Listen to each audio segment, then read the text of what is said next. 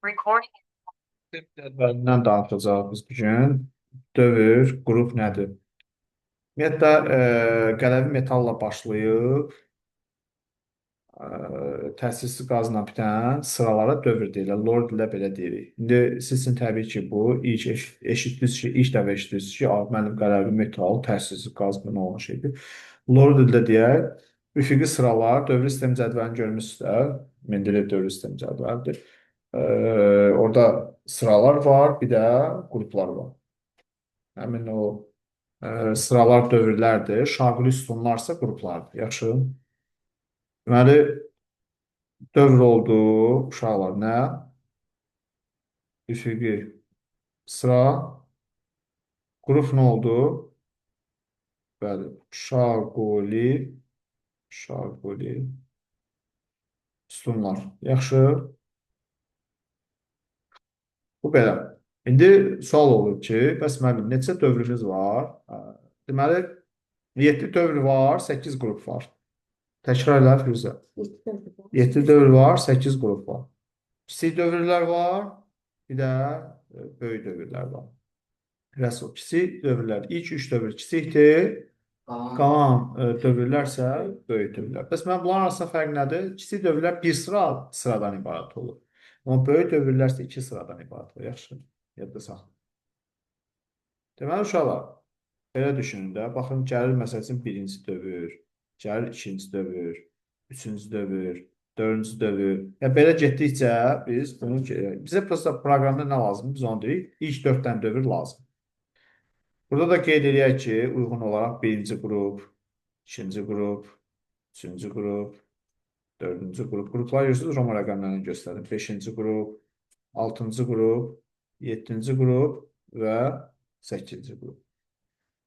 Deməli, uşaqlar, birinci dövrdə 2 element var. Neçə element var? 2 element. Məsələn, hidrogen və burada da helium. Təsəvvür edin ki, birinci dövrdə 2 element var. Elementin biri birinci qrupa düşür, biri də 8-ə düşür. Hə, fikir verin, bura boş qalır. Sanki bir boşluq yəni. Dövr sistemi cədvəlinin də sir deyil ki, bu hissəsi çökəkdir. Ya da hiss eləmişsiniz, çökəkdir beləncəlik, müəyyən yerdir.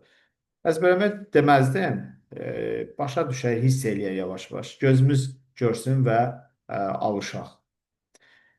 Sadəcə olaraq burada biraz bunu belə yazmaqda məqsədim nədir? Bir var deyəm gedin, öyrənin, bir var əzbərləyəsən, bir də var gözünlə görüb, görmə yaddaşı da birisi də çox güclüdür. İnformasiyaları biz gözümüzlə ala bilirik, qulağımızla, səslə eşidirik, qulaqla onları eşidirik. Amma informasiyaların ən çoxunu biz, demək olar ki, 90% daha doğrusu yaxınını biz gözümüzlə alırıq. Ona görə də şəkil çəkirəm ki, bacardığım qədər yadda qalsın. Birinci element, bu neçənci element olacaq? İkinci element, sonra gələcək neçənci element? Üçüncü element olacaq litium. Əzbərləməyə ehtiyac yoxdur litium üçüncü element. Sadəcə olaraq başa düşün ki, müəllim nömrələyir. Yəni 2-dən sonra 3 gəlir. Sonra neçə gələcək? 4, sonra 5, sonra 6, sonra 7, sonra 8, görürsünüz oksigendir, sonra 9, artıq bu flordur. Sonra 10, neon. Yazı saxlayın. Birinci qrupda hidrogen qeyri-metaldır. Nədir? Qeyri-metal. Amma qalanları isə birinci qrupda yerləşənlər metaldır. 8-ci qrup əsas yan qrup elementləri nəcib qazlar və ya təsirsiz qazlar adlanır. Yaxşı. Ondan sonra gəlir 11, ucud natriumdur, 12 magnezyum, 13 alüminium, 14 silisium, 15 fosfor, 16 kükürt, 17 xlor, 18 argon. Yaxşı. Görürsünüz, artıq 3 dənə təsirsiz qaz burada görürük. Helium, neon, argon. Sonra bəli, gəlir burada 19-cu element kalium, 20-ci element kalsium, 21, skandium, 22, titan, 23, vanadium, 24, xrom, 25, Məsəl üçün, manqan 26 dəmir, amma bir dənə şey deyim sizə ki, 27-ci elementdə bura salıblar, kobalt, 28-ci elementdə hara salıblar, 8-ci qrupa salıblar. Və artıq 29-cu element, görürsünüz, 4-cü dövr neçə sıradan ibarət oldu? Bu, onun birinci sırası, bunun ikinci sırası. 30-cu element gəlib, bura düşəcək, 28, daha doğrusu 29 ara düşəcək, bura düşəcək mis. 30 gələcək, düşəcək, bura sink. Sonra 31, 32-ci element, 33-cü element bizə bunlar lazımdır. Bu isə birinci neçədə qutarır? 34, 35 və 36. Deməli, uşaqlar, ilk 4 dövrdə neçə element oldu? Sizə soruşuram. 36. 4-cü dövrün sonuncu elementi neçə oldu? 36. Bəs birinci dövrün ilk elementin sıra nömrəsi? 1. İkinci dövrün birinci elementi sıra nömrəsi? Nəyə görə? Çünki birinci dövrdə 2 dənə yer var. 2 qutarınızı 3 yer. İkinci dövrün sonuncu elementin sıra nömrəsi? Üçüncü dövrün ilk elementin sıra nömrəsi? Sonuncu elementin sıra nömrəsi? 18. Son təssiz qazla qutarır. Təssiz qazda da bura fikir verin. 2, 10, 18, 36. Bu da kriptondur. Nədir? Kripton. Təsirsiz qaz, təsirsiz qaz, təsirsiz qaz, təsirsiz qaz. Bunlar əlavə yarımqrup metallardır. Yazı saxlayın uşaqlar. Bunlar əlavə yarımqrup metallar. Əlavə yarımqrup metallarını C alaram, dairəyə. İlki görəsiz əlavə yarımqrup metalları neçə dənədir? 4-cü dövrdə. Neçə dənə oldu? Aydın oldu. Ki, yəni əlavə yarımqrup metallarını nə eləmək lazımdır? Öyrənmək lazım. Bu da belə. Və biraz dövlət sistemi üzərində tanış olandan sonra burada nə ola bilər, nə deyə bilərik? Deməli, uşaqlar, qeyri-metallar burada hansılardır? Məsələn, burada gördüklərinizdə qeyri-metal, bor, karbon, azot, oksigen, flor, ondan sonra burada nədir? Silisium, burada nədir? Fosfor, burada nədir? Küşür, burada nədir? Xlor. Görürsünüz. Və fikir verin, belə-belə getdikcə artır qeyri-metallıq. Elə bir ki, görürsünüz, burada daha çoxalıb. Burada biraz da çoxaldı. Biraz da gəlib düşdü bura qeyri-metallar. Helium, neon, argon, kripton, sonra gəlir qisina, sonra gəlir radon. Şimdi nəyə görə deyirəm? Burada da var. Bunu da dairəyə alaq da. Görürsünüz, buradan başlayır nə eləməyə? Elə bir ki, yuxarıda azdır. Elə bir ki, qeyri-metal birinci dövrdə buradadır 2 dənədir. Sonra görürsünüz, ikinci dövrə gəldi bu şəkildə. Üçüncü dövrə gəldi belə. Dördüncü dövrə belə. 5 belə. 6 bu şəkildə. 7 də bu şəkildə gedir. Yaxşı. Bundan sonra orada nə var? Burada nə var sonra? Deməli, uşaqlar, bir şey unutmuruq, bir şey unutmuruq. Deməli, element birinci dövrdə yerləşirsə, onun bir energetik təbəqəsi olur. Necə dedim? Element birinci dövrdə yerləşirsə, onun bir energetik təbəqəsi olur. İkinci dövrdə yerləşən elementin neçə energetik təbəqəsi olacaq? 2 energetik təbəqəsi olacaq. Üçüncü dövrdədirsə, 3 energetik təbəqəsi olacaq. 4-dədirsə, 4 energetik təbəqəsi olacaq. Yaxşı. İndi belə bir sual bizə verilir ki, bəs müəllim, 21 skandium. Mən sizə sual verirəm. Bunun üçün neçə energetik təbəqə açmaq lazımdır? 21-dən. Nə 21-dən? Deyirəm, yerləşdiyi dövrə uyğun. 1. 2, 3 ya da 4-ü deyə bilərsiniz mənim. Bunlardan biri olacaq. Gəlin baxaq görə 21-ci element hara düşür? Skandiumda, görürsünüz, skandium. Haradadır? 4-cü dövrdə. 4-cü dövrdədirsə, deməli, 4 dənə nə açılır onun üçün? Energetik təbəqə açılır. Və hər bir energetik təbəqənin yarım təbəqələri olur. Birinci energetik təbəqə üçün 1S, bunun üçün 2S, 2P, bunun üçün 3S, 3P, 3D, Bunun sonu 4S, 4B, 4D, 4F. Yaxşı. Və elektronlar minimum enerji prinsipi ilə nə olur? Doldururlar. Bəli. Enerjisi kiçik olan orbitalı doldurmağa çalışırlar da. Əvvəlcə enerjisi kiçik olan orbital, sonra isə böyük.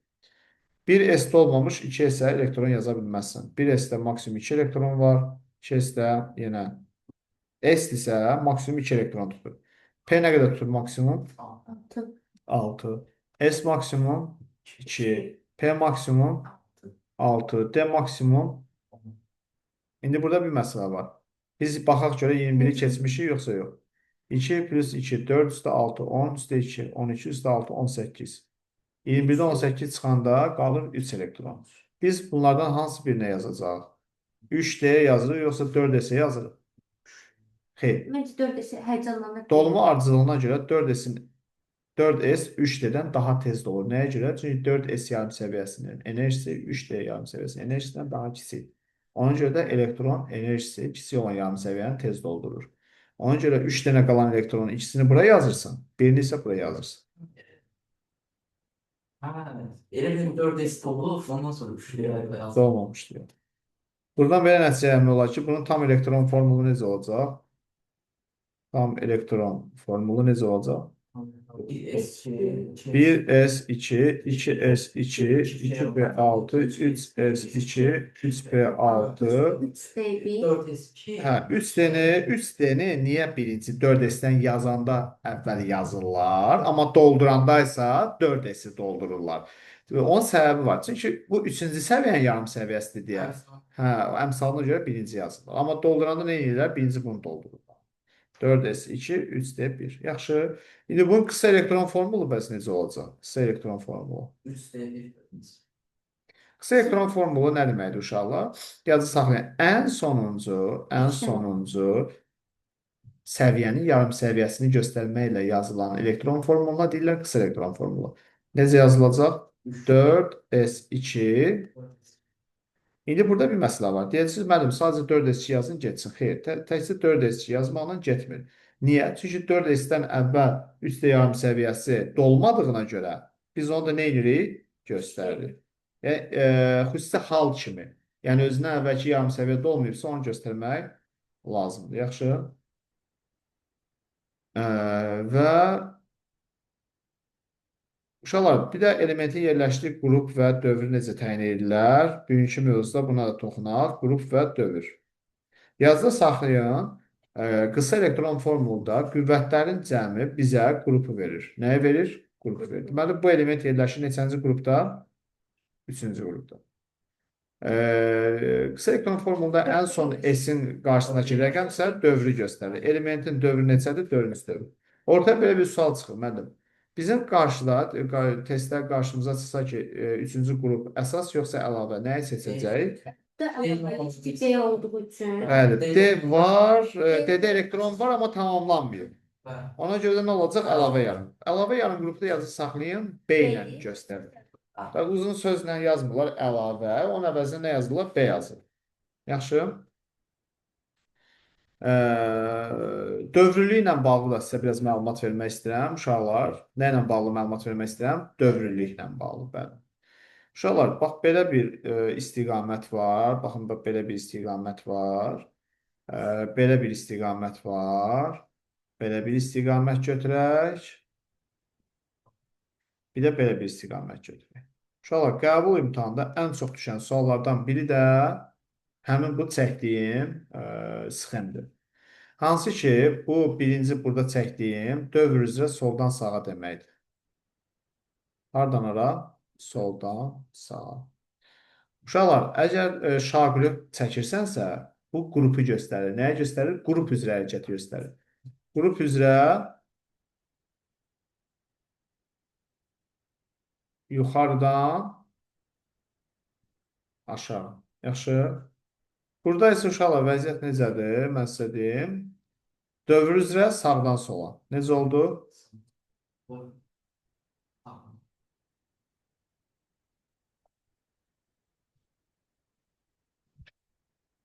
Burada isə necə olacaq? Qrup üzrə Aşağıdan yuxarı. Aşağıdan yuxarı. Yaxşı.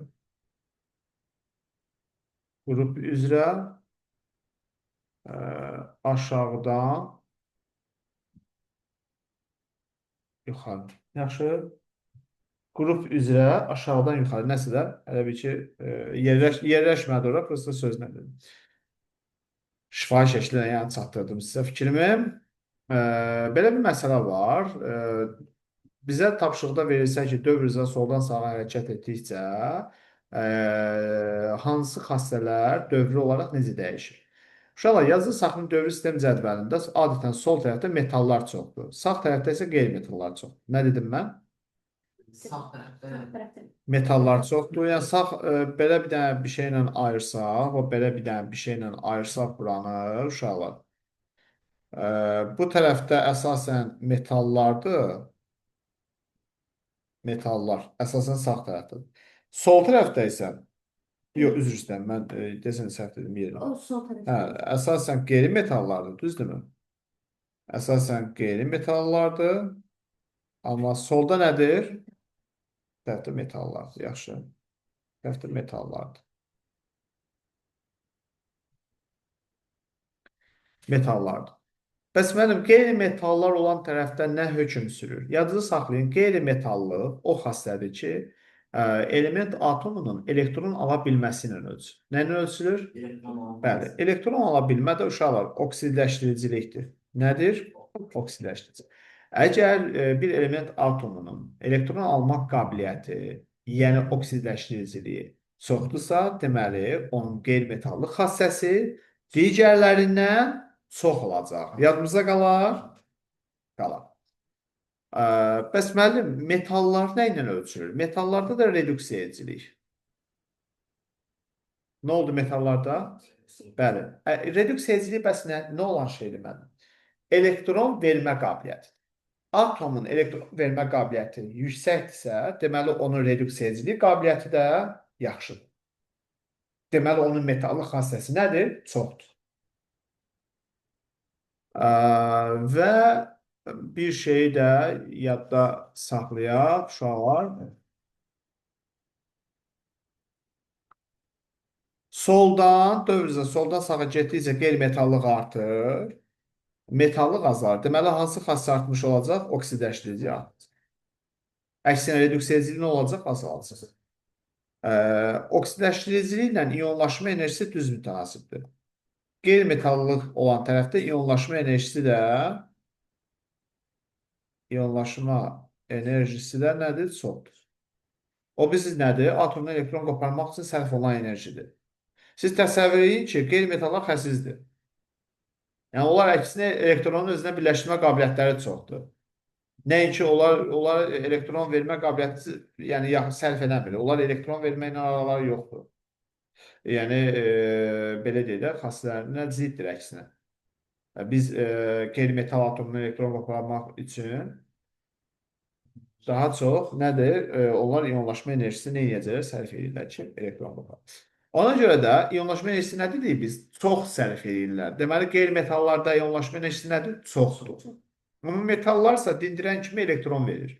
Ona görə onların iyonlaşma enerjisi azdır. Yazılı saxlayın, radiusu bir də testlərdə soruşurlar. Radiusu da buradan deyirəm, hamınız yadda saxlayın, rekorda təkrar qulaq asın. Metallar olan tərəfdə radius çoxdur. Yəni, metallıq H tərəfdə çoxdursa, radius çoxdur. Qeyri-metallıq H tərəfdə çoxdursa, radius kiçikdir. Yaxşı. Deməli, belə çıxır ki, soldan sağa getdikcə oksidləşdiriciliyi artdı, iyonlaşma enerjisi artdı, amma radius əksinə nə olacaq? Azalacaq. Ona görə də dövr üzrə sağdan sola gedəndə burada yazdıqlarım necə dəyişəcək? Tərsinə dəyişəcək. Oksidləşdirici azalacaq, iyonlaşma enerjisi azalacaq, radius artacaq, metallıq artacaq, reduksiya ediciliyi artacaq. Yaxşı. İndi bir dənə də sizə bir söz deyirəm. Uşaqlar, bura yuxarıdan aşağı düşməkdə, qrup üzrə yuxarıdan aşağı. Siz də qrup üzrə yuxarıdan aşağı doğru getdikcə dövrlərin nömrələri necə dəyişir?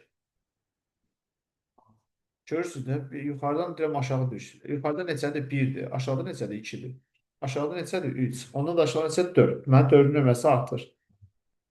Bəs indi əksini siz deyin, qrup üzrə aşağıdan yuxarı getdikcə, Azalacaq. bəli, baba, bu hissədə demək ki, aşağıdan yuxarı gedirəm. 4, 3, 2, 1 tərsinə hərəkət edirəm, ona görə azalacaq.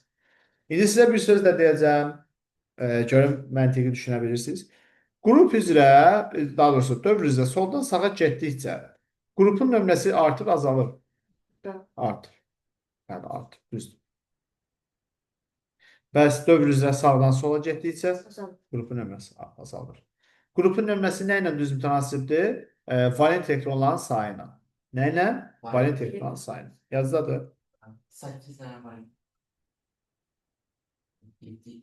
Məsəl üçün, deyirik ki, karbon yerləşir 4-cü qrupda. Bu o deməkdir ki, karbon qısa elektron formuluna gəlin baxaq. 2s2, 2p2 dostlar. Görürsünüz. Qısa elektron formulda yarımsevərlərdə olan elektronların cəmi qrupun nömrəsidir və ya valent elektronların sayıdır. Bu həm ev tapşırığının işləyəndə var idi, elə suallar çıxmışdır qabağınıza. Yox, mən yazmamışdım. S və P yarımsevərsindəki elektronların cəmi həm qrupu göstərir, həm də nəyi göstərir? Həm də nəyi göstərir? Valent elektronların sayını göstərir. Deməli, bunun valent elektronları neçədir? 4. 4. Bundan başqa, tək elektronların sayına gəlincə, məsəl üçün, siz belə düşünün də, bu S1-dir. Nədir bu? S1. Bu nədir? S2. Bu nədir? S2P1. Bu neçədir? S2P2. S2P3. P3. S2P4. S2P5. S2P6. Uşaqlar, tək elektronların sayına baxın. Burada neçə tək elektron var? 1. Bir dənə. Burada 2. xeyr, tək elektron yoxdur. S2 uşaqlar. S2 nə demək? Yəni S orbitalı yazırsan, içərisində 2 dənə elektron qoyursan. Burada mənim tək elektron var. Amma S1-də isə bir dənə tək elektron. S2P1-də neçə tək elektron var? Deməli, burada bir dənə oldu. Burada birincidə bir dənə oldu. Burada 0 dənə. Burada bir dənə. Niyə? S2P1. S-də yoxdur, dolu. P-də isə 3 dənə xana var. Bir elektron olsa, istərsəməz tək olacaq o. Oldu bir dənə. S2P2-də neçə olacaq? Niyə? P2.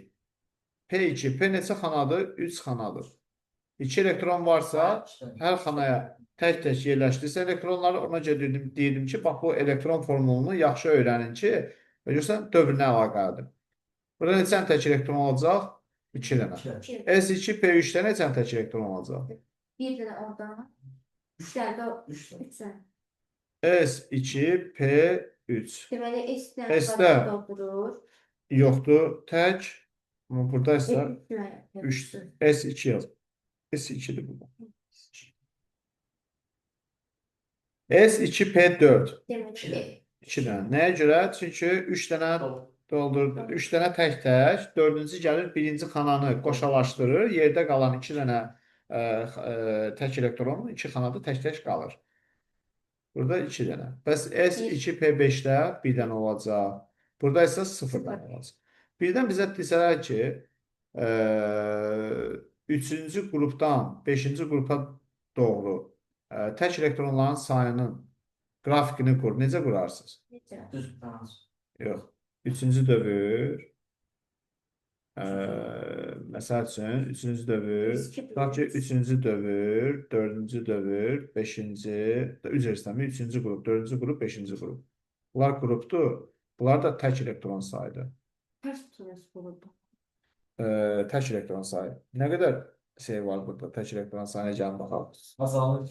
Yok. Əvvəl 1-dir, sonra 2-dir, sonra 3-dür. Tamam. Düz. Bəli. 1-dir, 2-dir, 3-dür. Düzdürmü? Necə olacaq? Düz münasib olacaq. Tək elektron sayı. Qrupun nömrəsi artırsa, tək elektron sayı da nə olur? Artır. Görürsən, yəni bu qrafiklər sizi qorxutmasın. Hamısı buradan irəli gəlir. Yaxşı. Bu belə. Bir də hidrogenli birləşmələrə gəlincə, uşaqlar, birinci qrup nə dedi? Dedi S1-dir, yox. İkinci qrup S2, üçüncü qrup S2P1. Bu dördüncü qrupdur. S2P2, beşinci qrup S2P3, altıncı qrup S2P4, yeddinci qrup S2P5, səkizinci qrup S2P6. Düzdür uşaqlar? İndi burada bir məsələ var. Məsələ nədir burada? Diqqətlə qulaq asın. Hidrogenli birləşmələrin və baş oksitlərin formulu. Diqqətlə qulaq asın bu hissəni. Konspektdən onsuz da oxuyacaqsınız. Burada qulaq asmaq yaxşıdır. Bu birinci qrup elementidir. Valent elektronu nə qədərdir? 1. Burada neçədir? 2. Burada neçədir? 3. Burada neçədir? 4. Burada neçədir? 5. Düzdürmü? Neçədir? 6. Neçədir? 7. Amma təsisi qazlara fikir verməyin. Çünki bunlar birləşmə əmələ gətirmirlər. Nə eləmirlər? Birləşmə əmələ gətirmirlər. Yaxşı. Hidrogenli birləşmələrin formulu necə olur uşaqlar? Hidrogenli birləşmələr birinci qrupun əsasən qrup elementi, dördüncü qrupdan başlayaraq ucsuz hidrogenli birləşmə əmələ gətirirlər. Neçənci qrupdan? Dördüncü qrupdan başlayaraq ucsuz hidrogenli birləşmə əmələ gətirirlər. Və ucsuz birləşmə əmələ gətirərkən deməli ne edirsiniz orada? Bu olacaq RH4. Buradan bu məntiqini həyatda saxlayın. Bax, beləncə.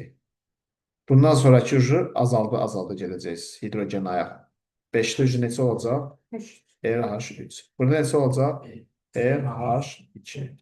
Burada necə olacaq? RH. Da 1-i yazmalar. Yazıda qalar. Ucsuz hidrogenin birləşməni hardan başlatdı? 4-cü qrupdan. Cək ki də hidrogenin indeksi nə olur? Azalacaq. Yəni, sizə desələr ki, ucsuz hidrogeni birləşmə əmələ gətirən əsas yan qruplar hansılardır? 4, 5, 6 və neçənci qrup? 7-ci qrup. Yaxşı. Bəli. Baş oksitlərin formullarını da deyim. Uşaqlar, baş oksitlər isə valentlilərinə uyğun olaraq əmələ gətirir. Məsələn, bu element birinci qrupda yerləşir. Oksigen də valentli kim deyər? Neçə valentlidir oksigen? 2 valentlidir də. Bu 1 valentlidirsə, bu da 2 valentlidirsə, birləşmənin formulu sizə necə olar? Çarpaz yazılır da. Bunun valentli bunun ayağına, bunun da valentli bunun ayağına. L2O. İndi burada necə olar birləşmənin formulu? İkinci qrupdur, bu da ikinci qrupdur. Daha doğrusu bu ikinci qrupdur, bunun da valentli 2-dir. Error. Bəs bunda necə olar sizcə? Bu 3-dür, oksigen 2-dir. R2O3. Nəyə görə? Oksigen 2-dir, R də 3-dür, çarpaz yazılır. Bunda necə olacaq uşaqlar? R2O4. Yox, diqqətlə qulaq asın, bu 4-dür. İxtisar edib sonra yazın da. Bu 2, bu 1, belə gətirin yazın, yaxşı mı? 5-də isə necə olacaq? R2O5. RO3, super. R2O7. Yaxşı, təsirli qazlar da bir mənalı olaraq nə hidrogenli birləşmə əmələ gətirmir, nə də baş oksitləri yoxdur. Niyə? Çünki oksigenlə birləşmirlər ona görə. Testdə bunlar çox düşəcək, bunlardan xəbəriniz olsun. Yaxşı, bir də yazıda saxlayın ki, uşaqlar, elementlər, əsas yəni qrup elementlərin maksimum valenti yerləşdiyi qrupun nömrəsinə uyğundur. Nə dedim mən? Maksimum valentliklərdə onların yerləşdiyi qrupun nömrəsinə uyğundur. Amma burada bəzi istisnalar var. Uşaqlar, yazı saxlayın. 5-ci qrupda azot yerləşməsinə baxmayaraq, onun maksimum valenti yerləşdiyi qrupun nömrəsinə uyğun deyil. Yəni, onun ən yüksək valenti 4-dür. Bundan başqa, 6-cı qrupda oksigen, normalda biz nə dedik? Element müəllim yerləşdiyi qrupun nömrəsinə uyğun valenti göstərir. Oksigenin valenti onda belə çıxır ki, 6 olmalıdır. Amma 6 deyil, maksimum 3 valenti göstərir. Onu da ki, hidroksonium və dəm qazında göstərmişdik. CO və H3O-da. Və biri də var filor. Əslinə qalsa, filor halogenlərin ilk nümayəndəsində, ikinci dövrdə yerləşir filor. 7-ci qrup, əsas qrup elementi, birinci elementidir, 7-ci qrupun ilk elementidir. Baxmayaraq ki, 7-ci qrupda yerləşir. Biz ona nə gözləyirdik Firuzə? 7 valenti göstərsin. Amma o da ən yüksək valenti uşaqlar 1 valenti. Neçə valentidir? 1 valenti. Yaxşı.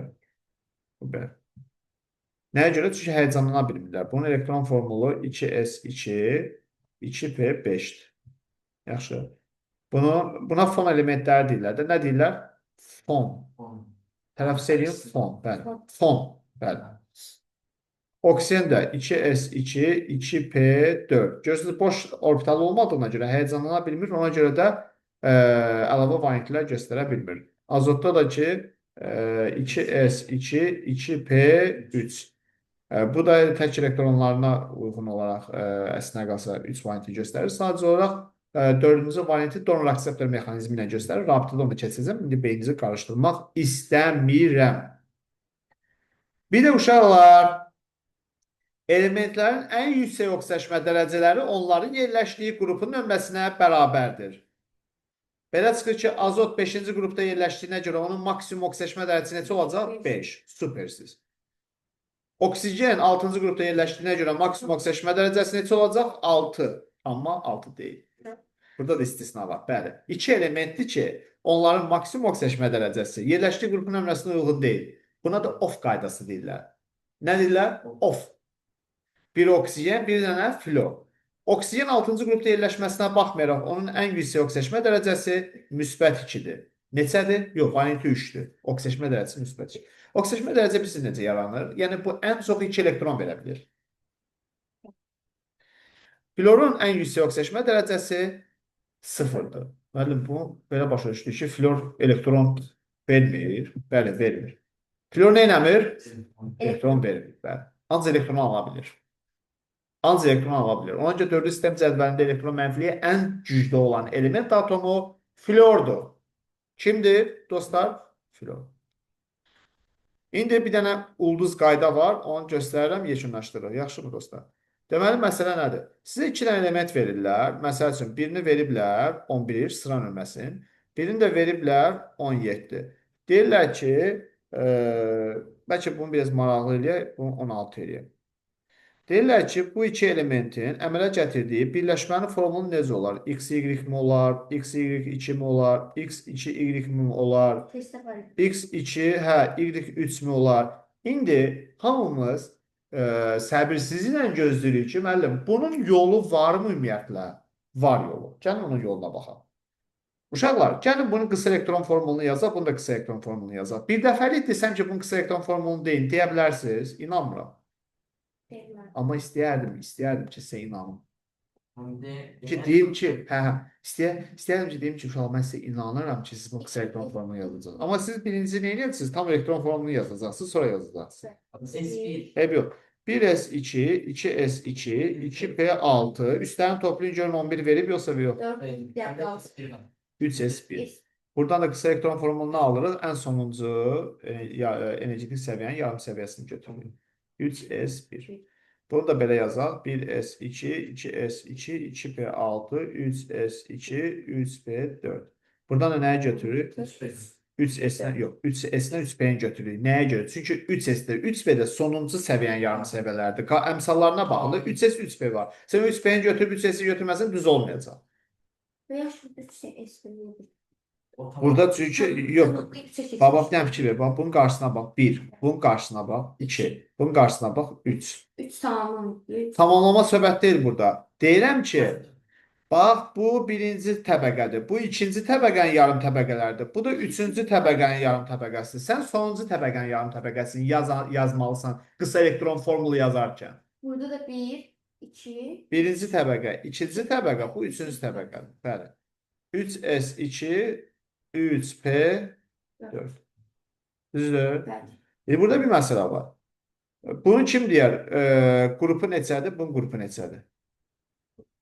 Bu qrupu neçədir? Bunun qrupu neçədir? 1'dir məncə. Üstə 1'dir. Bunun üstə 2 ilə 4'dür. Biri 6'dır, 1 1'dir. 1 6. 1, bu neçə oldu? 6. Uşaqlar, 2 elementin əmələ gətirdiyi birləşmənin formulunu tapmaq istəyirsinizsə, qızıl bir dənə qayda var. Qrupunun nömrəsi kiçik olan elementin götürürsən elə üstünə qrupunun nömrəsini valent kimi yazırsan, videoya nə eləmək lazımdır evdə? Baxmaq lazımdır. Bilək şəkillə Firuzə, yaddan çıxacaq evə gedən kimi. Hələ mən o probkanı demirəm, yolda sizin tərəfdə olan probkan. Orada elə 1 saat hər şey yaddan çıxır. Bəli, adam dərd tutur adam. İndi gəlirik Y. Bu qrupu neçədir? 6. 6. Deməli, qrupun nömrəsi kiçik olanın valenti elə qrupun nömrəsinə bərabər olur. Qrupun nömrəsi böyük olanda isə nəyi çıxırsan, 8-dən onun qrupun nömrəsini çıxırsan, aldığını gətirsən, yazırsan bura. Yadında qalar, X2, Y1. qaydanı əsas yadda saxlamaq lazım. 8-dən 6-nı çıxırsan, aldığı gətirsən, yazırsan. Birləşmənin formu necə olacaq? X2, Y. Bir. Biri yazılır da. Hə, biri yazmır, təbii ki yazmır. Evet. X2, Y. Bəli. 90. Belə deyirlər. Deyirlər ki, bitdi. Bəli, deyirlər ki, bitdi, amma rekordu da saxlamaq istəyirəm. Başqa bir şey qalmıyor burada məncə. Bir dənə burada desən bir iki şey qalıb. O mən az qala fikrimdən çıxırdı. Qoy bir dənə də ora qayıdaq. Qarşı oldu. Yox, olsun da sol elə bir şey dövr üzrə sağdan sola. Yəni belə. Belə getdikcə qrupun nömrəsi artar, azalar. Sağdan sola azalar. Soldan sağa artmışdı, sağdan sola azalar. Görürsünüz nə var ki? Sağdan sola getdikcə tək elektronların sayı artar, azalar. Azalar. Çünki soldan sağa getdikcə 1, 2, 3 idi. Sağdan sola edəndə 3, 2, 1 də bu qədər bəsit. Sağdan sola getdikcə metallara tərəf gedirsən də, düzdürmü? Aynen. Qrup üzrə aşağıdan yuxarı getdikcə dövrün nömrəsi nə olur? Kiçilir. Demişəm əslində qalsa burada bir çoxları. Bir də qeyri-metallıq yuxarıda. Yazı saxlayın. Qeyri-metallıq ha tərəfdə çoxdur. Yuxarıda, sağda. Təkrar edək. Yuxarıda, sağda. Qeyri-metallar. Metallar Yukarıda solda. aşağıda, solda. Aşağıda, solda. Yadınızı saxlayın. Birinci qrup, əsas yəni qrup metalları qələvi metallar. Nə adlanırlar? Qələvi metallar. 7-ci qrup əsas yəni qrup metalları halogenlər. 8-ci qrupda isə tərsizli qazlar. Yazı saxlayın. Yuxarıdan aşağı düşdükcə metallıq gücləndiyinə görə onların oksidlərin də suda həll olma qabiliyyəti nə olur? Artmış olur. Bu da əlavə bir məlumat idi. Yenə də gələn dərsdə suallarınız olacaqsa, sualları dinləyəcək.